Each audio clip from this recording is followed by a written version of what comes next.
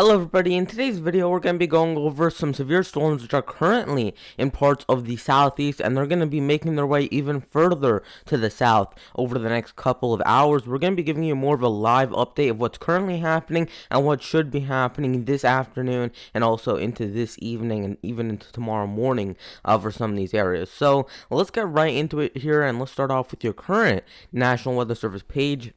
As you can see, we have a few red flag warnings in effect for Northern California, as well as some frost advisories in central Wisconsin. We also have some severe thunderstorm watches and tornado watches all throughout parts of the southeast. We're going to go into a little bit more detail on those in just a little bit. We also have some flood watches in effect for parts of Louisiana, Mississippi, Alabama, Florida, and Georgia, and a few more flood-related watches and warnings up for parts of Kentucky as well. And yesterday we had a high temperature in Nevada, Texas. They got up to 109 degrees Fahrenheit, and the low temperature was 13 miles north of White Sulphur Springs, Montana, where they got to 13 degrees Fahrenheit. The precipitation report, the highest precipitation report, was in Minden, Nebraska, where they got 3.8 inches of rainfall, and the highest snowfall report was 9 miles southeast of Cameron Pass, Colorado,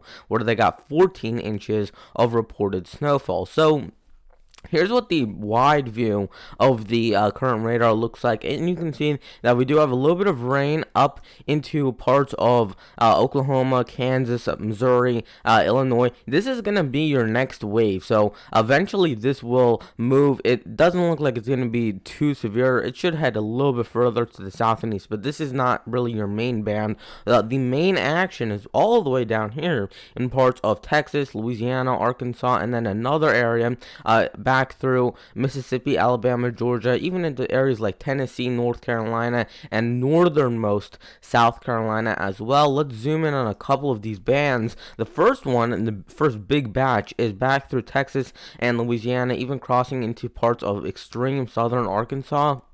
You can see that we do have some rather robust areas of rainfall. We even had a few tornadoes reported and damage reported in eastern Texas, unfortunately. So a lot of these areas are dealing with damaging and potentially destructive storms and a few tornadoes here and there with some fairly large hail at times in these areas.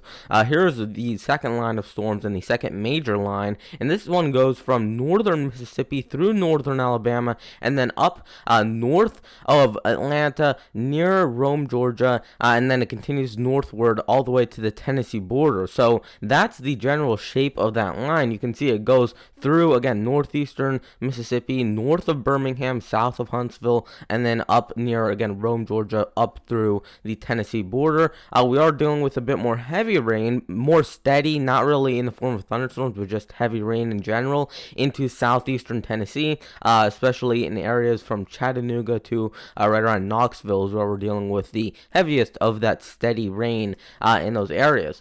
Here is, again, that third batch, and we do have a little bit of actually a severe line setting up from western Ohio across the state north of Columbus all the way up to northern West Virginia, areas like Morgantown and areas east of there as well, getting in on some of that rainfall, and it's more of just a line of storms, mainly just lightning and thunder, even a bit of damaging winds at times, but definitely nothing as severe as what we're dealing with down in parts of the southeast. So here's your first tornado watch, and this is in parts of northern and central Alabama, as well as central Mississippi.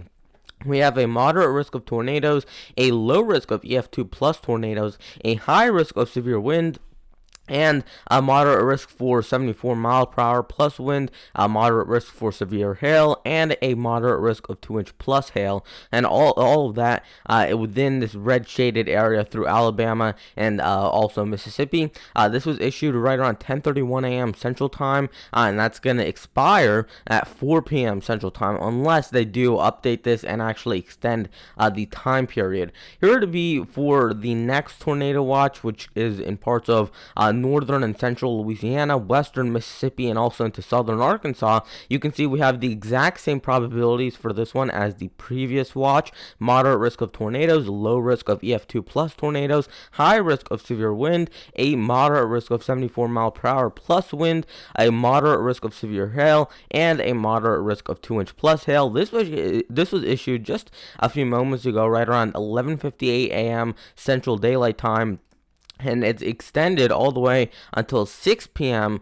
Central Daylight Time for these areas. So it's going to go for another few hours into the evening hours, and that's when this will finally expire. Here's the current severe thunderstorm watch, which is in southeastern Texas, and you can see that we have a low chance of tornadoes in this one, a very low chance of EF2 plus tornadoes, a moderate risk of severe wind, a low risk of 74 mile per hour plus wind, a moderate risk of severe hail, and a moderate risk of 2-inch plus hail, all within this area of southeastern Texas. And that was issued right around 8:10 a.m. Central Daylight Time today, and that's going to be valid until 1 p.m. Central Time today. Here is the next severe thunderstorm watch, and this one is in parts of southeastern Tennessee and also into southwestern North Carolina. We have a low risk of tornadoes, a very low risk of EF2 plus tornadoes, a moderate risk of severe wind, a low risk of 74 mile per hour plus wind,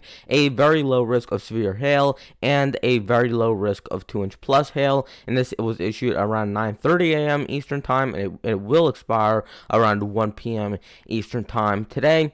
And here's the probabilities for this next severe thunderstorm watch, and I believe this is the final one. We have a low risk of tornadoes, a low risk of EF2 plus tornadoes.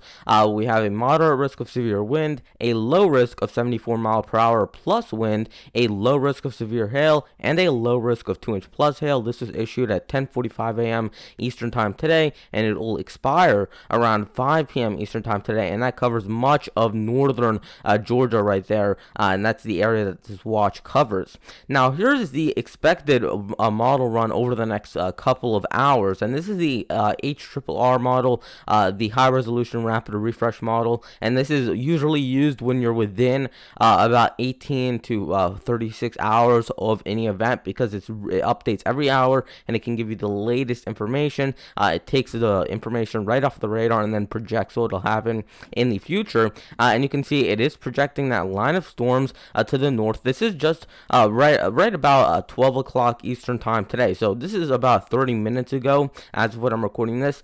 So it is right around what the radar currently looks like. And as you can see, this line is expected to actually strengthen, especially further to the west, where you actually do see some more of those pop-up storms through central and southern Mississippi as well as northern Louisiana. That line of storms does weaken a little bit as it moves into northern Georgia and northern Alabama, but that's going to be made up for as this area from the west that was originally in eastern Texas and right now is in eastern Texas by 5 or 6 o'clock tonight is going to be all the way into parts of Mississippi and Alabama. So you're dealing with strong convective storms rolling through these areas. And then you can see that it does weaken as it's heading to the coast. Now, I do have a lot of viewers who are talking about, especially in Panhandle, Florida, and areas along the Gulf Coast in general, they were talking about being worried about these storms. And I think these storms will, and fingers crossed, I hope they will weaken before they actually do reach the coast. And the reason I think that might happen is because we do have a fairly strong marine layer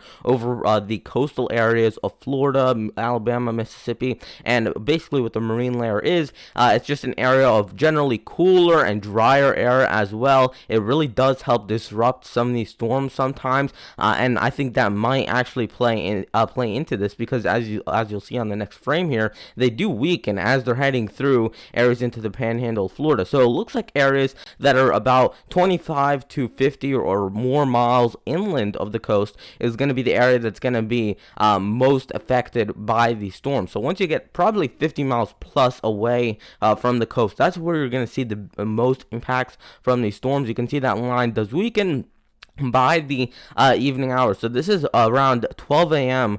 Tonight Eastern Time, and then if you look at some of the projected rainfall totals on these as well, you can see that we really are expecting quite a bit of rainfall. We're dealing with some pockets of 2 to 3 inches and even 3 to 6 inches or more of rainfall in many of these areas, especially centered over Mississippi, Alabama, and Georgia. And this is just the rainfall to come, not what has already fallen. So this is added on to what you're already seeing on the ground. Here's the expected lightning density over the next about 18 hours, and you can see that this is basically just projecting where the storms will pass through. So I think it's a really good measurement and way to look at where these storms actually went through, and you can see that they really center over areas in Alabama, central Mississippi, and also into central Louisiana, and that looks to be the highest area for lightning, especially in these areas. So that could cause some issues, especially with fires setting up as you get some of those ground cloud to ground lightning strikes that do actually hit buildings or cars or whatever it might be. That could definitely cause some issues. So you really want to be indoors during these events. It's always the worst place to be is outside during a lightning storm, because especially if you're near puddled water or any form of water, that'll just attract the lightning and just increases your chances of getting hit by that lightning. So try and take cover while these storms are moving through. Here's the forecasted hail. Luckily, it looks like it's going to stay in small areas, so small little pockets, but in those pockets that do actually get the hail, we're looking at hail sizes, if you see in the upper right corner, 1.68 inches at the maximum. So if we're looking at a generalized average of maybe 3/4 of an inch to 1.5 inch hail sizes in many of these areas. So if you do get in a storm that is capable of producing hail, it does look like it'll be rather large, maybe even approaching 1 to 1.5 inches in some of these areas in diameter. So you really do want to be paying attention and watching out for that.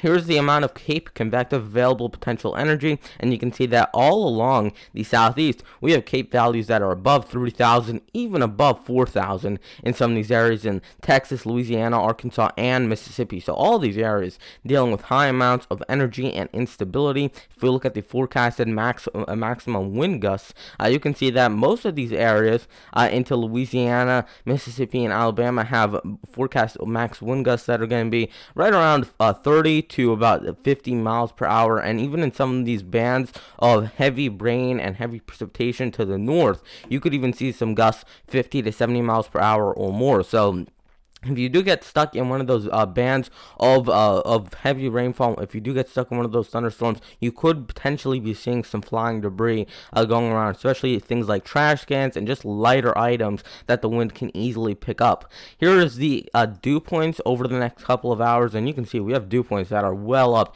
into the 70s, even very far inland, even closer to the Tennessee border is where we're dealing with dew points up near that 70-degree mark. So well above the average, and also well above what you need to just get an afternoon pop-up thunderstorm. So we're dealing with a fairly ripe and very good environment if you do want thunderstorms. So this is really not a good situation here with all of these ingredients coming together all at once. And here's the precipitable water, and you can see that in some of these thunderstorm bands, we're dealing with potentially 2 or more inches of rainfall in the atmosphere at any one given point. So this is a lot of moisture that the atmosphere is just holding in, and eventually it's just going to let it go in the form of some of these thunderstorms. So that's really unfortunate, especially it's not really fun to be seeing any of these thunderstorms rolling through and causing damage over these areas. So we're going to hope and pray that all of you guys do stay safe and really stay indoors while these storms are rolling through, because when you're outdoors, you're just increasing your chances that something bad could happen. So that is going to wrap it up for today's video. Please consider liking the video, subscribing, and turning on notifications, and I'll see you guys in the next one. Goodbye.